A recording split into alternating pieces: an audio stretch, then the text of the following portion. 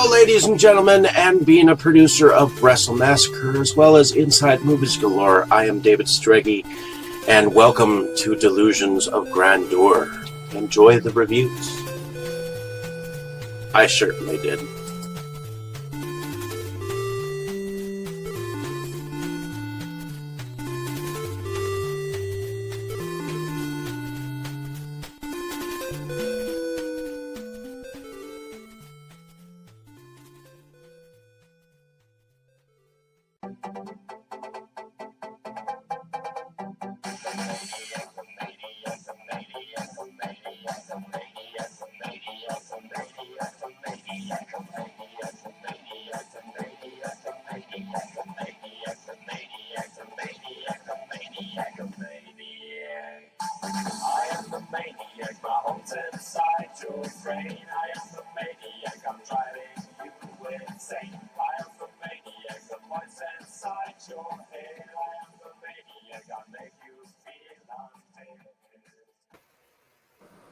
Good evening, ladies and gentlemen, and welcome to another episode of Inside Movies Galore. I'm SeptumSin, and I'm here with Tammy and Jake.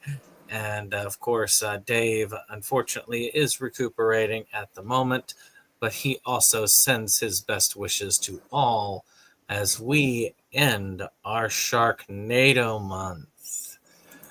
Not all the Sharknadoes are done, but we'll have that back later in the year. Heaven help us. But today we're actually covering the Anthony C. Ferrante film, Sharknado 4, The Fourth Awakens. The 2016 blockbuster film. A truly amazing horror film. Keep topping the horror that came before it. So this film is a continuation, of course. We do have a quick wrap up of the previous film, and we continue our wild adventures as Sharknadoes, once thought defeated, have come back for vengeance. And we have to come back to our past hero, Finn, and his ragtag group of companions as they once again face off with the Sharknado. All right, well, that's as good enough an opening as I can do. So let's go on to first impressions, I would expect. Some of y'all probably have seen this for the first time. So let's go with you first, Tammy. Was this your first time seeing Sharknado 4? No, I know that David and I watched them all at least once. Heaven help me. Before this. So that's why when I knew he was doing them, I was like, oh boy. Because I did remember watching them. I don't know what you. It's fun. It's funny. It's unrealistic. It's whatever, That's all I can really say about it. I mean, it's not something that I would never ever watch again or anything like that. But it wouldn't be my first choice. But it's entertaining, Just True. because it's so off the wall, like, yeah, right. Like that's going to happen or like that could happen or, So which one is better, this one or Skeleton Key 4?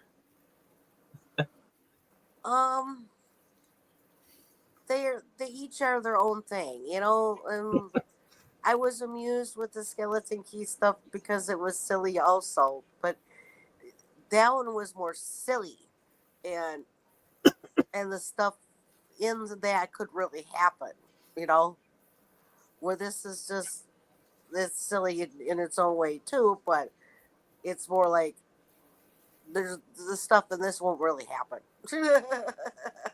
I'm not so sure I would consider Skeleton Key to be super realistic either, but but it didn't have the effects and everything like this does. So it is Uh, more real. It's more realistic because you don't have all the effects. You know. hmm, sure. Well, how about you, Jake? Was this your first time with Sharknado, the fourth Awakens? Yes, it was the first time. As I said before, I've seen the first one, but not the sequels. Um, and to be honest, there was a slight letdown after the last two. I expected a complete parade of random cameos, and there were some interesting cameos, but there weren't as many as I expected. They're getting tired. I guess so, yeah. But there were some interesting ones. There were some pretty fun ones, um, including interesting multi uh, person Baywatch homage. It's kind of fun. Yes. I I did enjoy it. It's definitely not high art by any means. Um, it is very, very cheesy. It is quite schlocky. I do think that I was expecting a little more by now, and that this one I don't think quite delivered as much as I'd hoped for. Um, Honestly, it would have been fun if they'd leaned harder into the Star Wars than they did. They did, you know. I liked how the opening scroll ripped straight from Star Wars. That was fun. Um, and Gary Busey's always going to be an interesting addition. He always adds to the fun. Yes. I was wondering how in the hell Tara Reid would be in this one after the ending of the other one, and where they went with that was kind of amusing. So yeah, overall it was quite entertaining. And again, not at all high art, but I think by this point, anyone watching the series expecting that clearly hasn't been watching the series. So, Yeah. yeah. Well, this is not my first time watching this one, though. I guess unless something for some reason prompts me to watch 5 and 6 before we cover them later this year. Let me see, when is that going to be? Because we are covering them for better or for worse, of course. Hmm. We are covering Sharknado 5 and 6 in August. So not quite fall. But so, I doubt I'm going to see those before then. I think there was a reason why I stopped at 4, because I kind of only remembered a few things from it, because it was, I guess there's a point where it gets so over the top that you just stop paying attention. And Right. I think it reached that point. I mean, I remember the chainsaw sword and the squirrel suit and the Calnado, of course.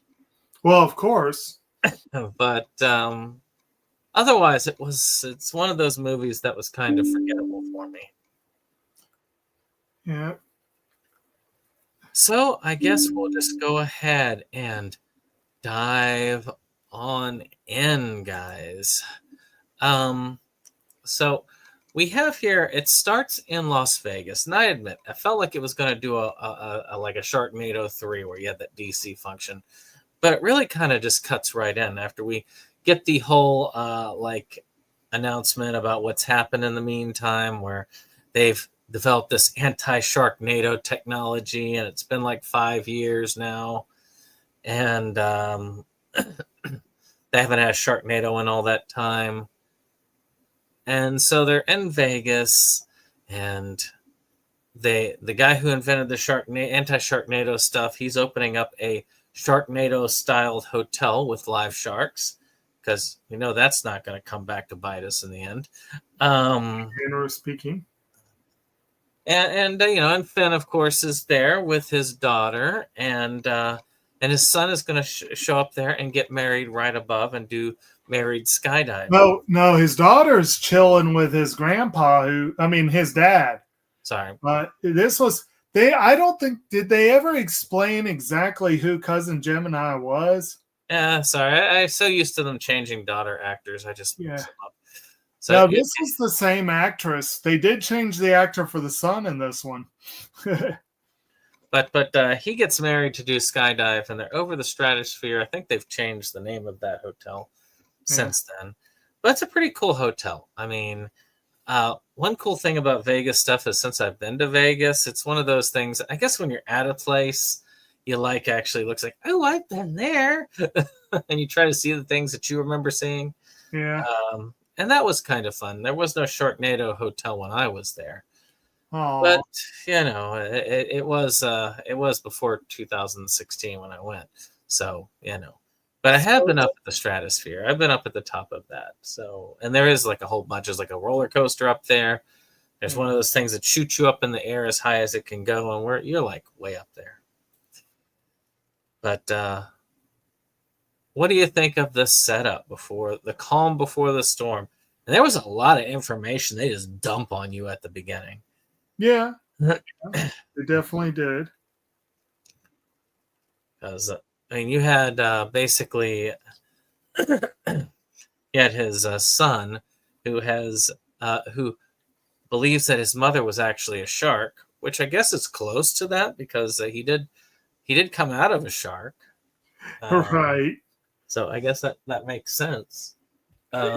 It's interesting. I wonder how he was able to form that memory, though. The memory of putting two and two together that way. I think they're in there with the daughter, and isn't that the grandmother as well? It's again, I was a little unclear. I think it was Finn's mother. No, it was Finn's mother. Yeah, because it's definitely if it was supposed to be April's mother, they changed the actress, but I think that was Finn's mother. Yeah, I think it's Finn's mom, because they call her Ray. Yeah. There you go. Yeah, or Cheryl Teagues. Yeah. But things don't remain calm for long, as a dust devil appears, which I'm sorry, but I've never really been through a dust devil, so maybe I just haven't experienced one. But meteorologically, a dust devil doesn't do that much damage. But, they can do minor damage, but they're not like F5 level tornado status. But this one just happens to be going to be the worst dust devil in the history of man. Yeah. Why they couldn't just call it a tornado, I do not know. And didn't they? I thought they did. No, they called it a dust devil. Well, if they did, then they started calling it a Sandnado. Yeah. And then they just kept changing out the modifier and getting more and more ridiculous. And the anti-Sharknado equipment didn't work on it, and they didn't know why yet. Right. But then it didn't work on it because it wasn't water based. Yeah, which they discover that later. Yeah. And unfortunately for everybody else, it combines with the Sharknado Hotel and becomes a Sharknado. Dun, dun, dun. Mm-hmm. Yeah, because some stupid idiot puts live sharks in a hotel. A lot of people put live sharks in hotel. Now, filling it top to bottom with enormous, dangerous sharks, that's a little different. Well, yeah. I don't think I've ever seen an aquarium quite the size of that. That is a large aquarium. Yeah. That guy would have to be rich. That guy would have to be like Elon Musk rich. And I wonder if this wasn't meant to be a take on Musk. What's up? Yeah, it is during his during those days of his. I mean, even before all the crap that's gone down lately, he had a reputation for taking insane and dangerous risks. Yeah. So, yeah. Wouldn't surprise me. Yeah. But of course, the Sharknado disrupts their whole skydiving wedding thing. Of course.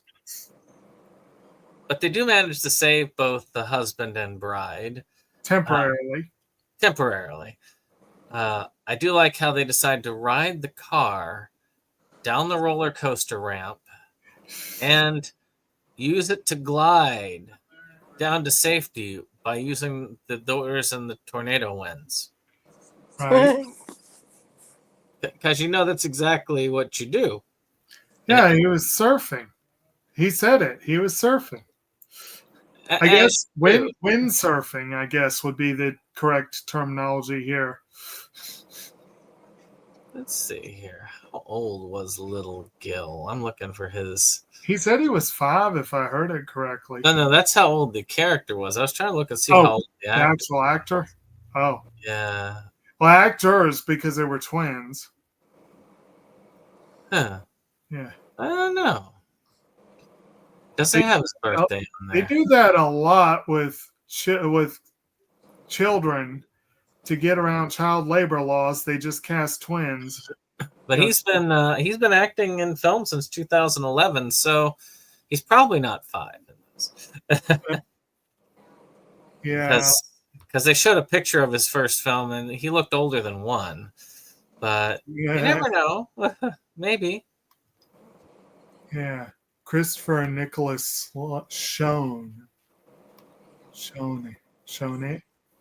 Oh. Yeah. But I don't remember much more of what happened in Vegas. Do you remember the rest of what happened in Vegas? Well, it stays there. I mean, it moves on after a bit. Yeah. They don't stay there for very long. All they show really in Vegas is they kind of show them getting there before the tornado. Right. So that's where you see a lot of the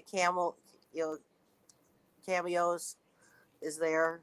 Yeah. And then after everything happens, then and they ride the winds down in the car, and they basically take off.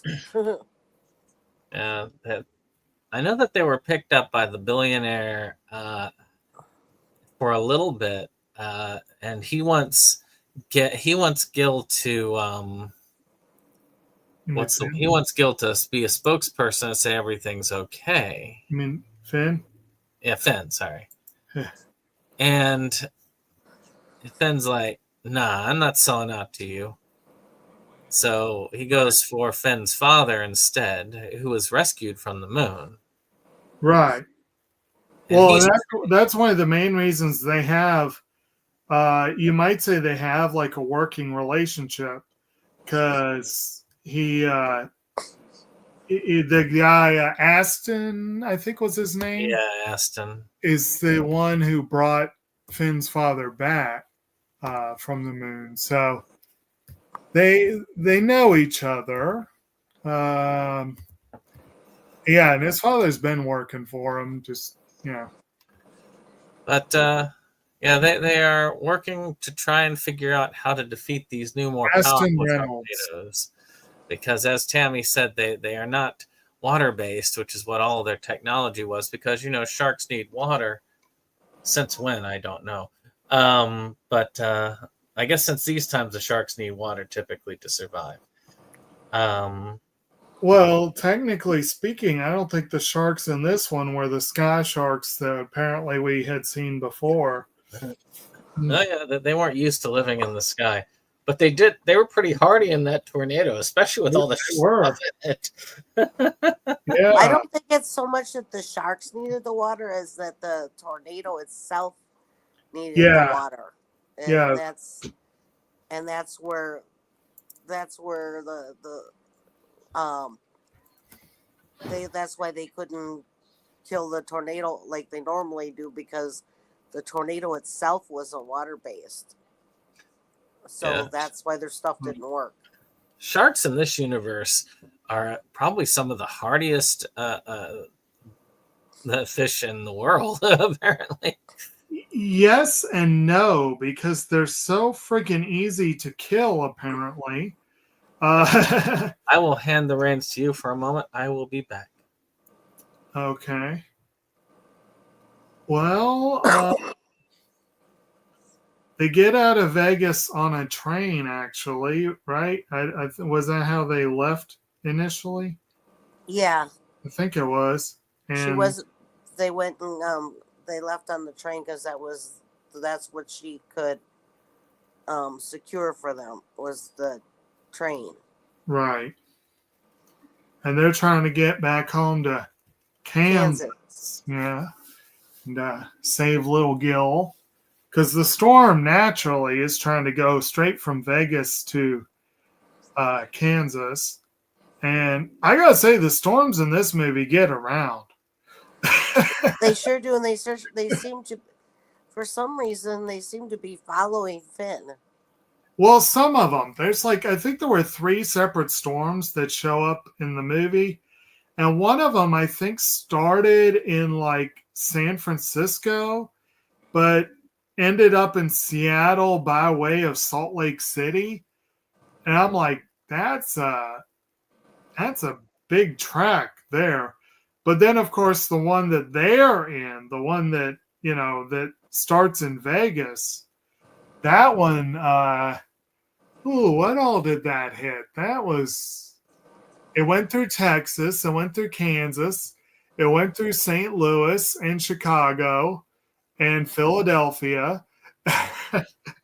And I lost track at one point. It was crazy. And then it did seem like that one of them was following them, though, because it was. Yeah. Because it went after the train, and then it took out the dam, and they had every time they were in something else to try and get to Kansas, it was like in the tornado was like in the rearview mirror, following them. Right. I mean, it amused me how they always change the name of the tornado by what's in it, like Cownado. The one in Texas was scooping up oil, so it's an oil NATO, and then catches fire, so it's a fire NATO, which does exist, but not quite with the rules here. And then was it an electric NATO? Yeah, because it got hit by lightning as an electric NATO. No, it went over a power, like a transformer. Then there was the nuke NATO. Eventually, it hits the nuclear power plant, and it becomes what did they call it? A nuke NATO or something like that? NATO or something. And it was throwing nuclear flaming sharks. Right. Oh, man. And that's okay. And then their way of defeating that, essentially denuclearizing it, I guess you could say, was to make sure that it's finally sucked up a crap load of water. And I'm like, well, yeah, that'll cool it down, but that's not going to get rid of the radiation. I was going to say, so let's poison all the water from that in that area for miles and miles. Yeah, let's do that because reasons. But they were able to take out the other 2 with their new technology. Right. But the nuke NATO was too strong. Yeah. So they led it to Niagara Falls because okay, is it me, or did they not imply that these tornadoes were sentient and looking for vengeance? Actually, that's a good point, because it does ultimately go to Niagara Falls. So I was telling while you were stepped away, I was like, these storms get around. So it's you got the one storm, I can't remember where it started, but it ended up being defeated around Mount Rushmore. You had the one that went from San Francisco to Salt Lake City to Seattle, and I think that's where it got defeated. And then you have the other one, which starts in Vegas. It goes through like I think it was New Mexico or whatever. Like I think that one went through the Grand Canyon and the Hoover Dam, destroyed the Hoover Dam, and Aston blew up the Grand Canyon to prevent flooding downstream. Which Okay, so if they just needed it to get wet, why didn't they do it when it took out the Hoover Dam? well, they didn't know it at the time. Yeah, because it was a Bouldernado then. Yeah, it was a Bouldernado. Yeah. And they had to destroy the Grand Canyon in order to save. Right. So goes through Texas. Texas, goes through Kansas, goes through St. Louis, goes through Chicago, where it takes out the very, very unpleasant mayor who has a personal vendetta against Finn. And she gets taken out like Wizard of Oz. Exactly. And I was a fun Wizard of Oz reference. Yeah, so basically Finn, Little Gill, and Gemini get scooped up, and unknown to them, Will, because his wife died a few minutes earlier, and he was still out in the storm, but apparently he got scooped up in the house too. And so the house goes and rides the tornado all the way from Kansas to Chicago. As you do. As you do. And then falls on the bitch mayor, as you do. And we get that scene of the striped stockings. Right. I got a kick out of that ball of twine, too, when they were thinking they were still in Vegas with all the sharks. Right. That was funny. So from Chicago, it hits a nuclear power plant in Ohio. Yeah. Goes through Philadelphia, and somehow from Philadelphia ends up in Niagara Falls. Like, well, it's just wild. I only have one thing to say about that. What's that? And if you do drugs, you go to hell before you die. Please. So, am I remembering, though, correctly? There wasn't anything really between Philly and Niagara, right? Not that I can recall. Okay, so Philadelphia is on Delaware Bay or close to it. It's right next to a large body of water, which is not far from the Atlantic, which is a very large body of water. Why would you need to make it backtrack to Niagara Falls when all you got to do is lead it out over the ocean? I don't know. Maybe make the movie more interesting. I guess, Niagara Falls. And what Brandon was saying earlier, I've been to Niagara Falls, so it was kind of cool getting to see that, No, I was actually there once too. Yeah. So. You know how they say it. Oh, we didn't say one of the other cameos that I really liked in here, Christine. Yeah, Christine was in there. And the person who owned Christine was Steve Guttenberg. Right. We also had in Vegas, we had a cameo from Carrot Top. And Vince Neil. And you had Dog the Bounty Hunter. Yeah. One of my recent obsessions. I don't know why. I don't like the man, but for some reason I obsess over the name. Yeah, I remember your song. Yes. And then you got the Texas Chainsaw sequence where you had a couple of characters who were in the franchise who are playing naturally chainsaw chainsaw distributors. In fact, one of them, as she's firing one up, she goes, "You can't be in Texas without a chainsaw massacre." Yeah. That is true. That is true. Yep. These are the kind of thoughts that kept me out of the really good schools. I can agree with that. Yeah, they definitely had some unique cameos in this one. Yeah. I'll admit most of them were not ones that I necessarily would have recognized as much, and maybe that's why I was a little disappointed after some of the previous ones. But well, I recognized Vince Neil and Dog the Bounty Hunter and the two that have to do with the Texas Chainsaw, I recognized them. I just didn't know who they were by name, but I recognized them. Right. So, and of course, I recognize Christine because that's my favorite Stephen King movie. So, Right. Well, and of course, I mean, well, Gary Busey's more of a supporting character. He's not really. And then I did recognize, I'm sure all of us good movie geeks did recognize one of the Astro techs was played by Mr. Lloyd Kaufman. yeah, I recognize that. Yeah. Well, Kaufman is one who loves to do cameos. Right. And a lot of the cool things about him, I mean, he's cool in his own way because, which by the way, if you haven't gotten to, you should see our interview with him on this channel. None of us were on that interview, but we still had that interview nevertheless. It would have been nice. Oh, well. And but as far as things go, I mean, usually he is the kind of person that if he is in the area and he has the time, he will do a cameo in your movie for free, typically, because he just likes to help others out in that way. Or at least that's what he was known for a while. I don't know how he's doing these days, but that was one of the things. And if it was something that was a slight bit out of the way, if you were going to pay for it to be out of his way, then he'd do it too.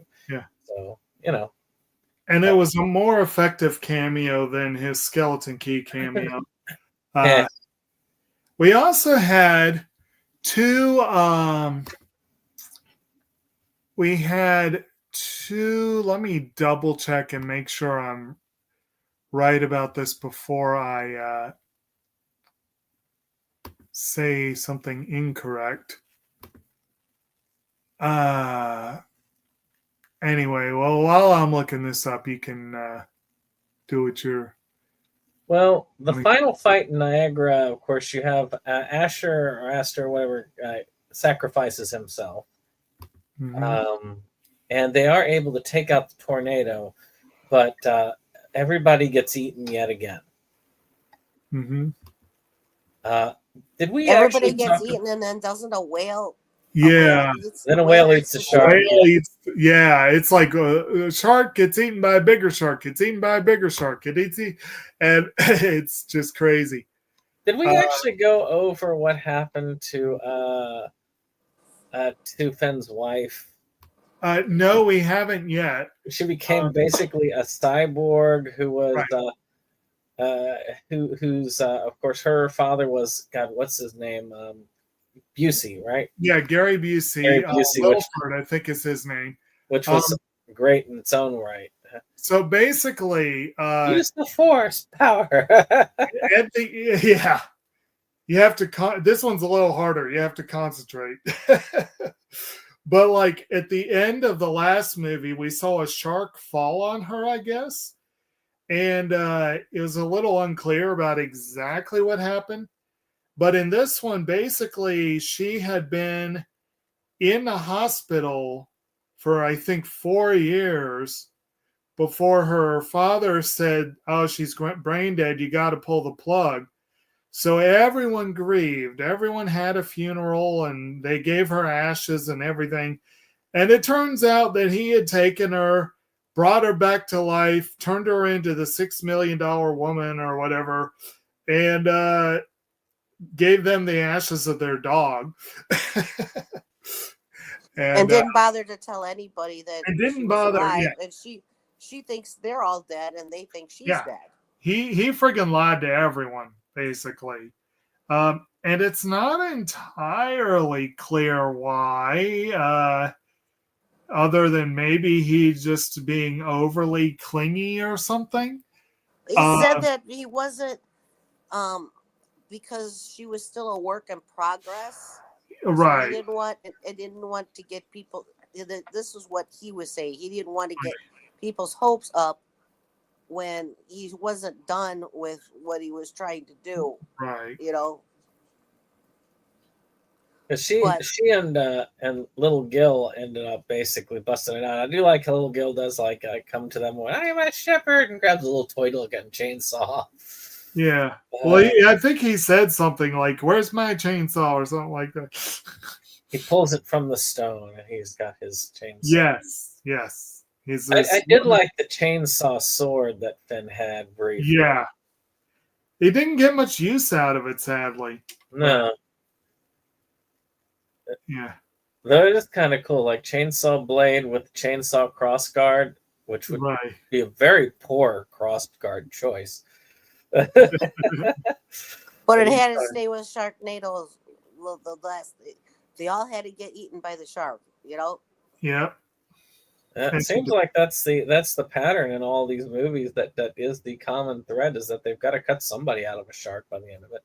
Right. And of course, again, in this one, because in the last one, Lil Gil got cut out and emerged from the shark, like, you know. And here he has to save everyone, and it's kind of fun. But he does acknowledge his mother at the end. Happy ending. Or is it? Well, we know it isn't because there's 2 more movies. Well, earlier he had that nice, no, she's not my mother. My mother's a shark, not a robot. But, yeah.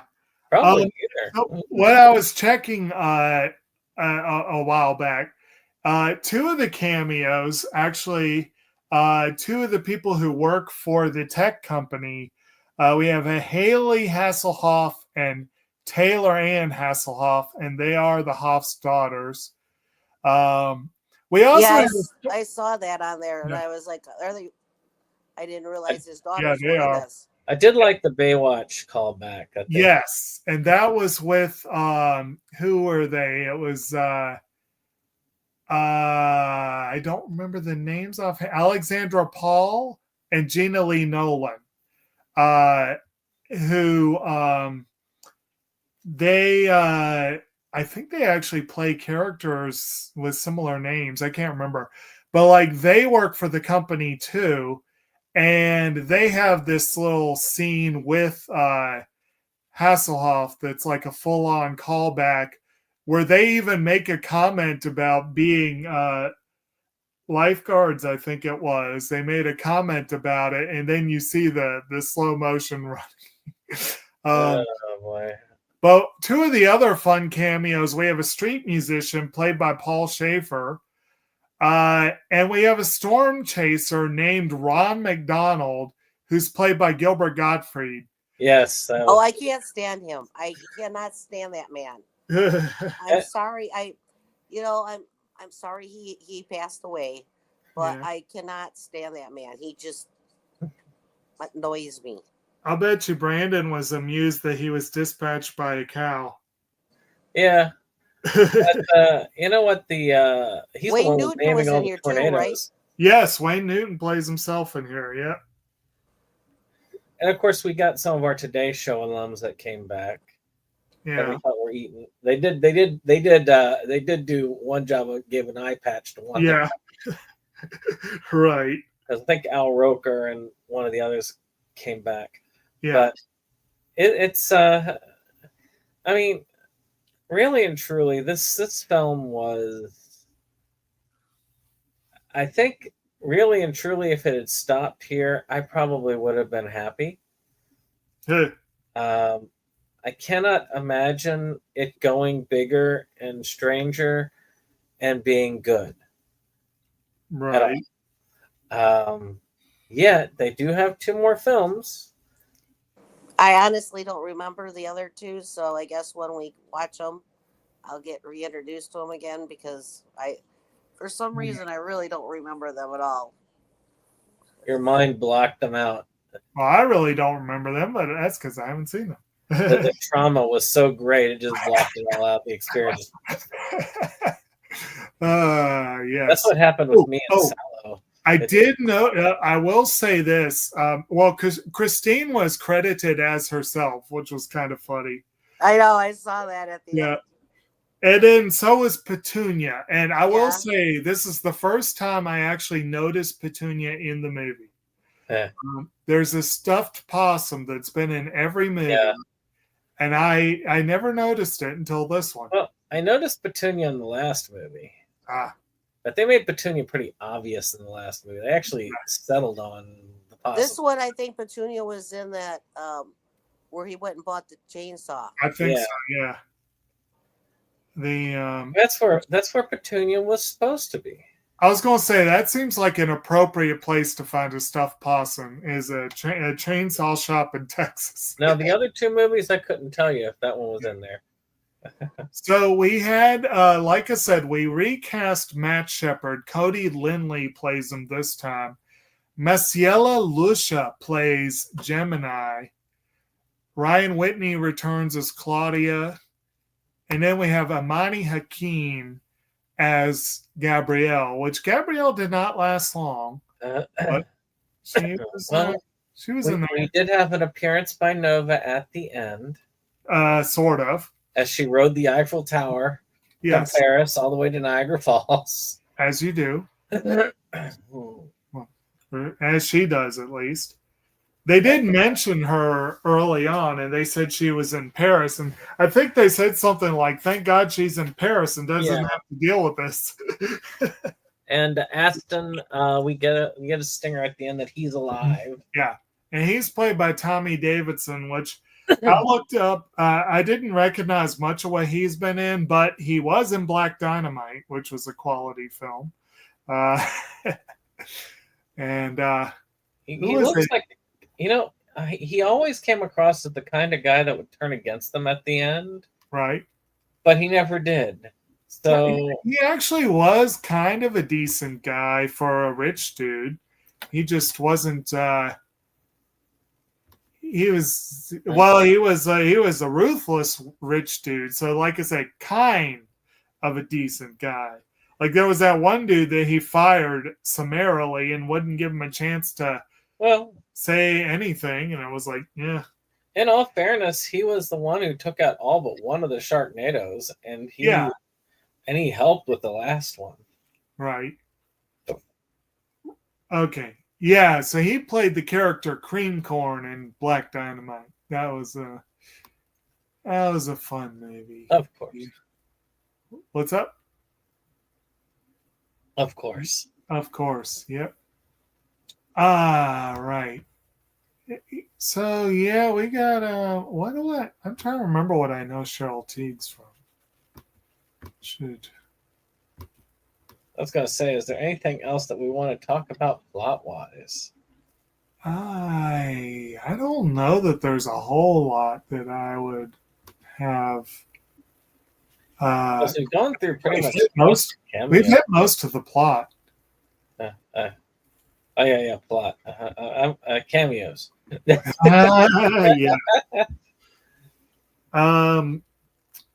I don't know. I think we've got most of it.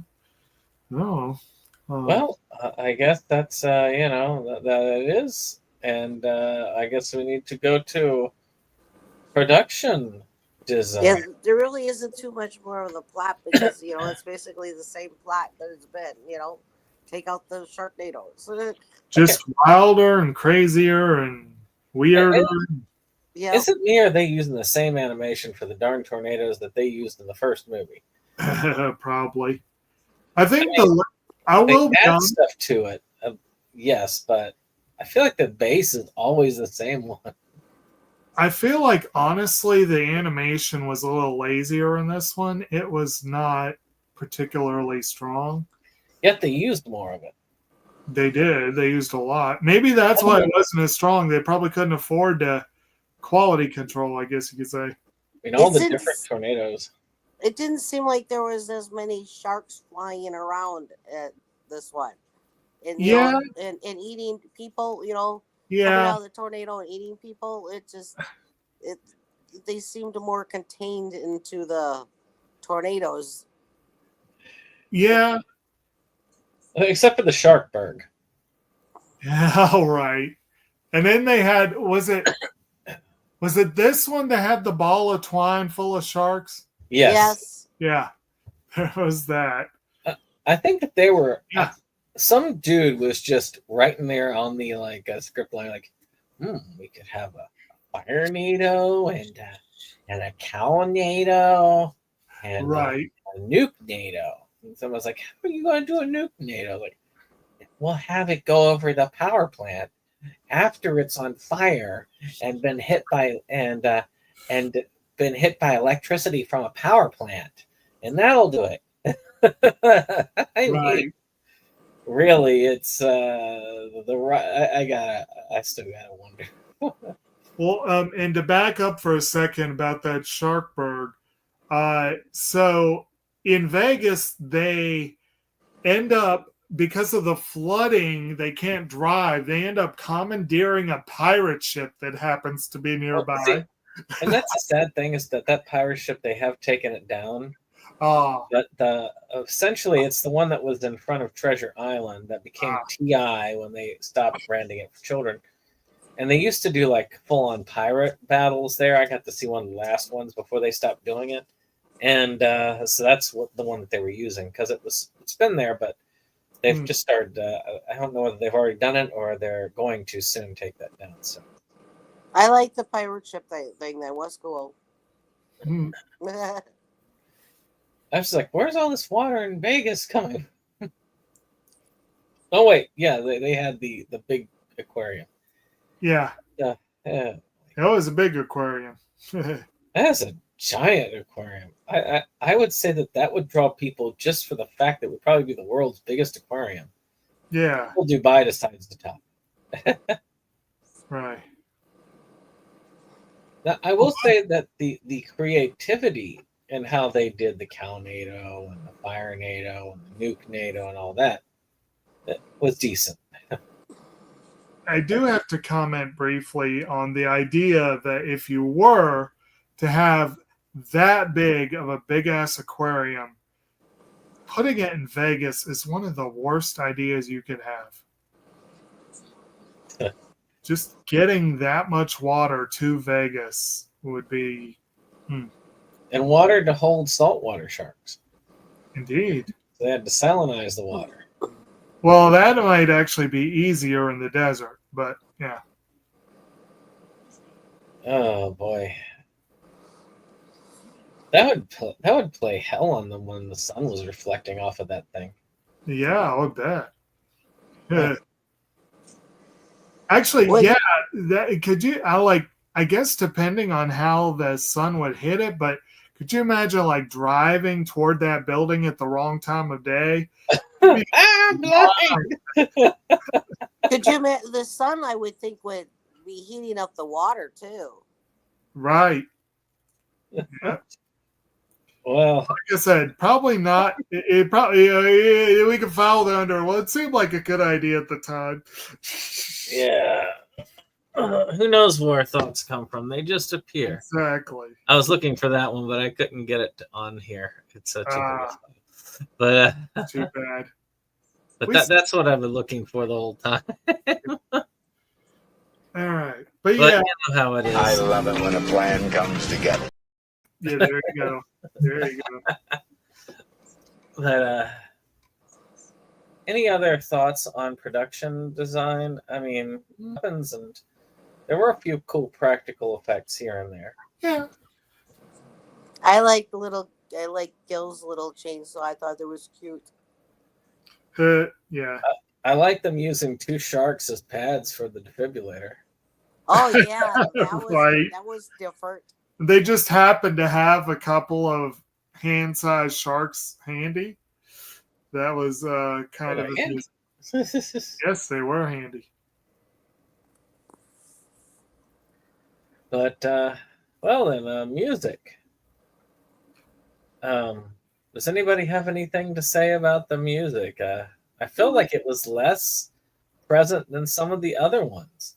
I think it was largely like that. I know they used a lot of the same ones from before.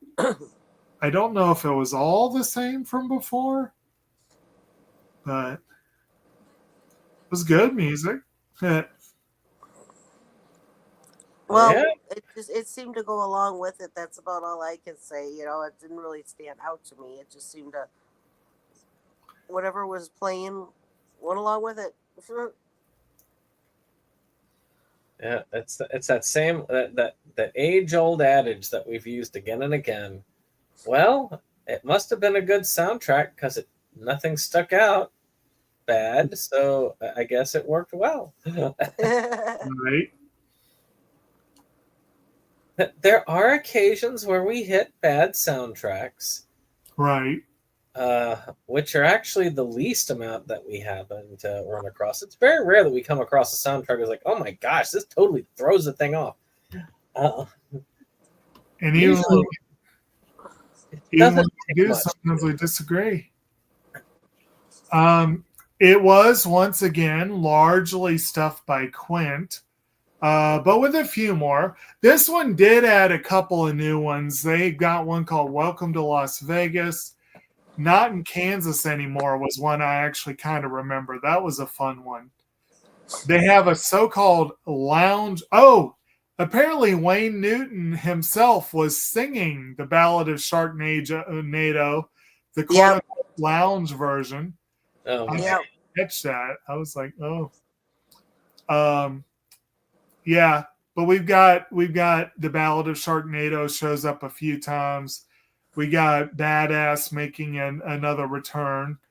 Paul Schaefer was performing I'm going to take a bite out of the Big Apple before it takes a bite out of me.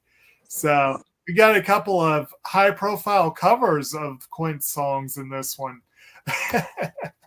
So that was kind of fun. But yeah.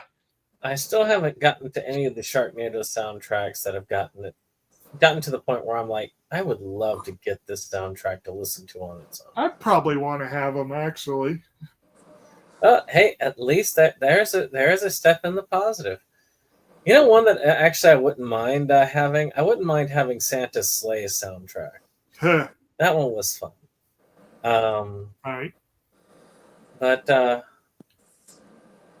I guess then we go to. I think favorite. I'm sorry, not go sure ahead. which one it is. I think is it Skull Island is the one that it's not. There isn't a soundtrack for all the cool songs that are in that movie. The soundtrack is your regular soundtrack, but Yeah. there isn't a soundtrack that goes with the movie, and they play really good songs in that movie. You know. There Yeah. are some soundtracks like that where they'll give you like some of the music, but then they won't bother to get the rights to all the actual songs in it.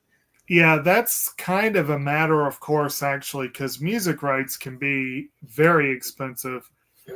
And like, I always thought it was really weird. Like, for example, the Big Lebowski soundtrack, there is a plot point involving Credence, and there's a plot point involving the Eagles. And if I remember correctly, neither of them are on the actual soundtrack. And I can imagine Credence and the Eagles were probably two of the more expensive possible choices. They're on the movie soundtrack, but they're not on the physical soundtrack. How can they play it in the movie but not put it on a soundtrack? Well, again, here's if they don't it's want to pay rights. for the rights, yeah. But don't they- Well, that's just like your opinion, man. And you can actually hear Hotel California playing in the background of that. Yeah. Don't- Now that don't one they have was to pay for the rights though to put it in the movie. that was a Gypsy Kings cover of Hotel California, which was on the soundtrack. But in the movie, they also played Peaceful Easy Feeling, and that was not on the soundtrack. Yeah. So yeah. they gotta pay for rights to put it in the movie, and if they want it on the soundtrack. Apparently, yeah. Well, music rights are screwy. They really are. And I mean, it's because of that. I mean, then there's also like timed. It's one of the reasons. It's one of the main reasons we'll probably never see a full Saturday Night Live release, because the music rights would be insane. And it works the same with video games. There are some video games that have been delisted and never be on again because of the song rights. Right. It's because they expired. It's just song rights are weird. Yeah. But, when they did the re-release of Evangelion, and they had to take Fly Me to the Moon off of it.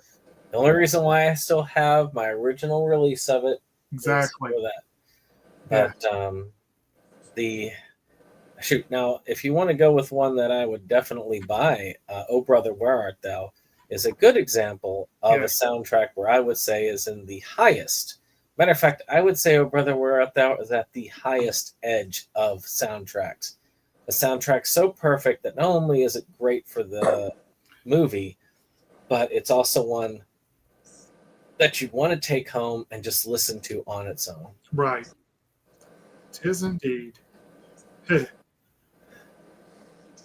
I didn't realize music was that sensitive, because bands when they're on tour and stuff, they'll play other people's songs sometimes on stage, Yeah. but very rarely do you. I've got a couple different albums from different people and stuff, and I'll be like, well, hey, that's not their song. How were they able to get that? It is complicated, but it's like if you're Covers are weird science. covers are weird, but like for example, with Weird Al, he doesn't technically have to get permission before doing a parody, but he does it out of politeness. That's his hence Amish Paradise. Yeah. He and that's why he never did a Prince parody, because Prince would never give him permission to do one. But he took a couple digs at Prince, but all in good fun. But and in truth, Coolio gave him permission at first and then took it back after he started the song. Right. Which, well, no takesies backsies, as Weird Al said, and it moved on. Right. But it's other things like, I mean, a good example is Kid with Manhead is a good example under the album Flapjack Hairpiece, which by the fact that you probably have never heard of this band makes it even more interesting that they actually have in their official album a cover of Hotel California, which tells you that, again, covers are weird. Or YouTube. Mm-hmm. Yeah, you cannot play the song, but you can usually play a cover of the song. Yeah. I think because there's a difference between a recording and a song that's just the lyrics.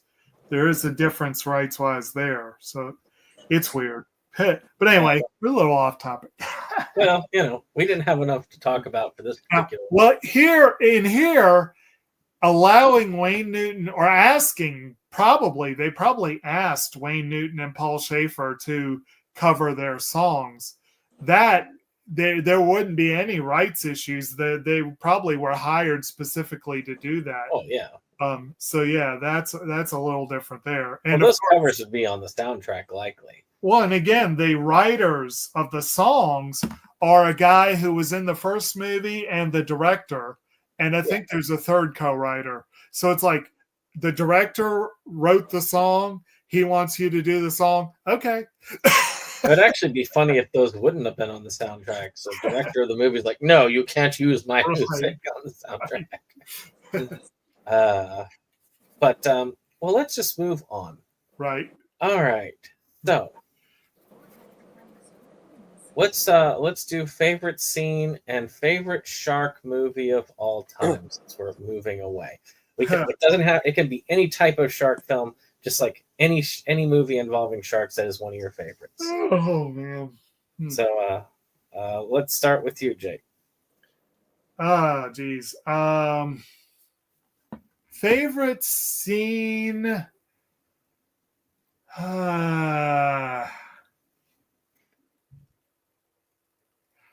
I'm kind of tempted to say it might have been that Wizard of Oz scene where they crushed the bitch mayor with the house. And it was kind of like, she kind of had it coming to her. And also, there were a couple other, like a couple of the direct references amused me. The Baywatch reference amused me. But I think probably the scene where the house falls on the Chicago mayor was probably my favorite scene. Yeah. And then all-time favorite shark movies. Yeah, just name a couple that you enjoy. I mean, it's probably got to be Jaws, honestly. If we're talking just any shark movie, Jaws probably would be the top one. I feel like there's going to be a couple that I'm going to think of afterwards that I'm like, why didn't I think of that? But if I wanted to throw out another one that I personally thought was really, really good, that I don't hear a lot of people talking about in terms of great shark movies, I was actually very impressed by The Shallows. I thought that was quite well done. That was an interesting one. Yeah. That was an interesting one. Yeah, that one was pretty good. Yeah. So what about you, Tammy? Favorite scene and some shark movies you enjoy? Let's see. Favorite scene? Gee, there's so much to choose from.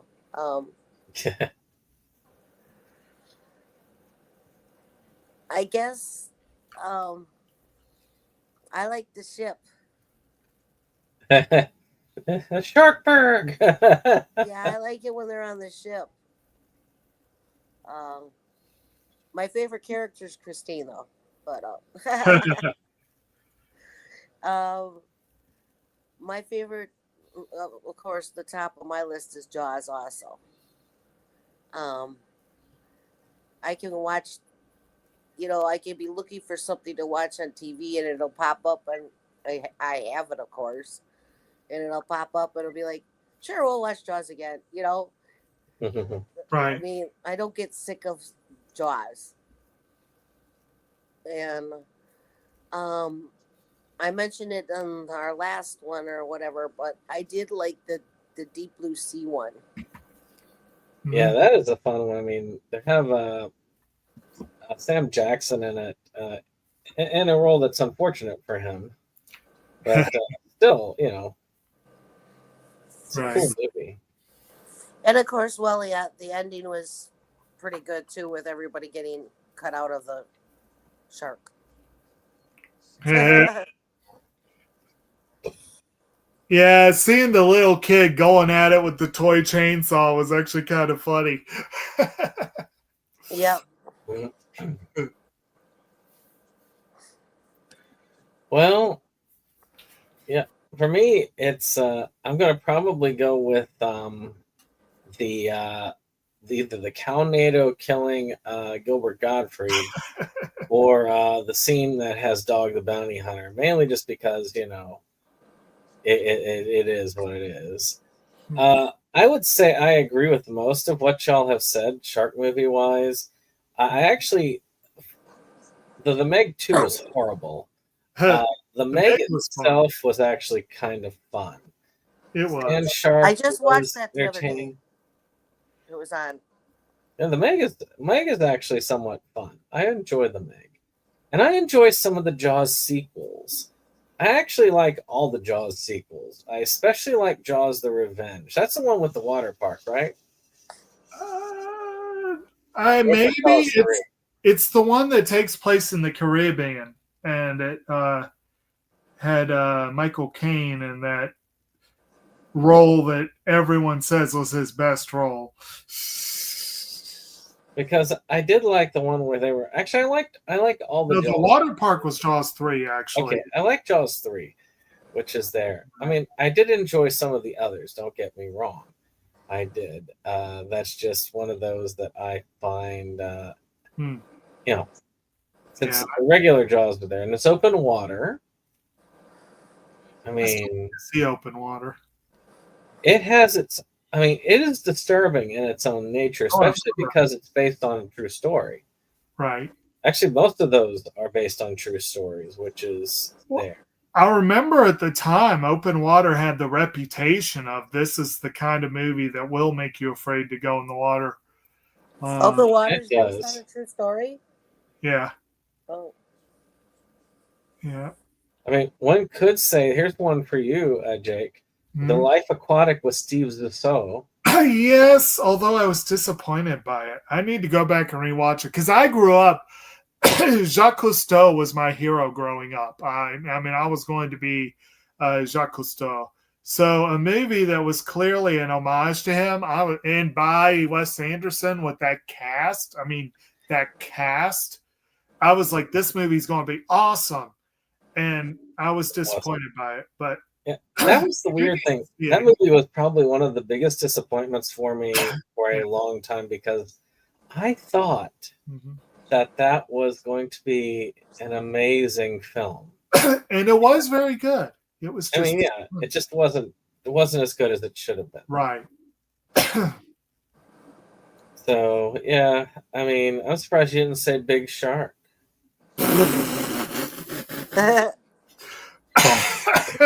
Well, Big Shark Exorcist. Big Shark was interesting. It was a Arkansas women's prison massacre. I can't speak to that one. Well, neither can I. I own it, but I haven't seen it. But well, there's a lot of shark films out there. Yeah, is I guess the whole point. I mean, I just finished watching. There's Amityville Island, which is a shark movie with Amityville. There's Camp Blood Clown Shark, which I recently watched, about a cursed mask that's worn by a slasher, and the clown mask gets dumped in the river, and a lake trout puts it on. And it transforms a lake trout into a shark. Well, obviously. And then the shark goes around with the clown mask, killing people. As you do. As you do. Yeah. So sharks are there, and there's actually one movie that I do find interesting that I want to recommend to people. If you want to look at sharks and its genre, and it's called Sharksploitation for a reason. There is a documentary on Shudder called Sharksploitation, and it is a really good watch. Because it hits not just the mainliners, but it also hits a lot of the micro budgets like Sharkula, Jurassic Shark, things like that. Well, with that being said, I guess we'll go ahead and sign off. But I guess, Tammy, did you have anything that you wanted to shout out? No, I think we kind of covered everything. I mean, I know you got your car show coming up. At least probably next month is when y'all probably going to get started? Yeah, the first one is on the 24th. That's actually a pretty big show. So. And how about you, Jake? You got anything coming up? Well, kind of just keeping busy, keeping very, very busy with all the gardening and writing and reading and all that stuff. I got a trip coming up soon, so I'm trying to get ready for that, and just all kind of stuff. Who knows? Maybe I'll see sharks on the trip. Who knows? Maybe you'll see a Sharknado. Yeah, I hope I don't see that. Then again, I will be in Florida for part of it, and Well, if there was ever any place to have a Sharknado, that's, as we said before, if there was a place where Sharknadoes would exist, it's probably Florida. And if it's not that way now, give it a couple years.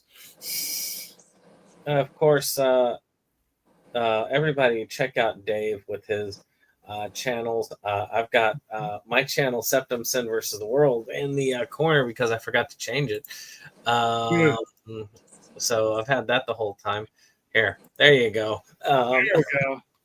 But Inside Movies Galore, where if you like these types of discussions, we do a lot of them. We've already talked about the first 3 of these movies, if not a ton more. There's even more discussions on Delusions of Grandeur. I'm guessing y'all have been have y'all canceled those discussions, Tammy, that y'all have been doing lately? We didn't have yesterday's due to unforeseen things. I'm guessing Dave tried to do the one last week, I guess. We didn't have last week because it was Easter, I believe. Oh yeah. So yeah, but that one also has some alternative discussions with Tammy, Dave, and Boris or Philippe. So that's a similar group to what We we should be having one this Sunday, and it should probably be Ben Hur 2016 one. have. Interesting. And one of these days, if I have Sunday time free, I told Dave I'd jump in if the movie's right. And of course, my channel was SeptumSin versus the World, which you probably saw in the corner for most of the time because we share the same StreamYard account. And of course, I do a lot of reviews and such. I've actually been doing pretty good. One of my New Year's resolutions was to try and do at least one movie review a week. And I've been, for the most part, keeping up with that. And almost one pickup a week. So most Wednesdays we do pickups. Most, not all, most. And this Wednesday you'll actually see pickups in a new format as I'll be I'll be actually going on my own for that one. And then the next Wednesday, you'll see the one that Jake and I recorded today. And of course, if you haven't checked out Camp Blood Clown Shark, that review, that was last week's, and that's already up. But this Thursday, Camp Blood Clown, not Camp Blood Clown Shark, Guts on the Chainsaw is going to be reviewed, which is a lovely little film by Legend Hunter Films. So that link will be in that video when you see it. And I would suggest if you like a good slasher film, if you like a good kind of isolationist, almost Chainsaw Massacre style film, I think that you will enjoy that film. Well, I guess with that being said, I hope y'all enjoyed this video. If you did, of course, subscribe. Of course, comment. And then next month, well, Tammy has decided the franchise for us next month. So, Tammy, what is our franchise next month? We're gonna have fun with Shrek.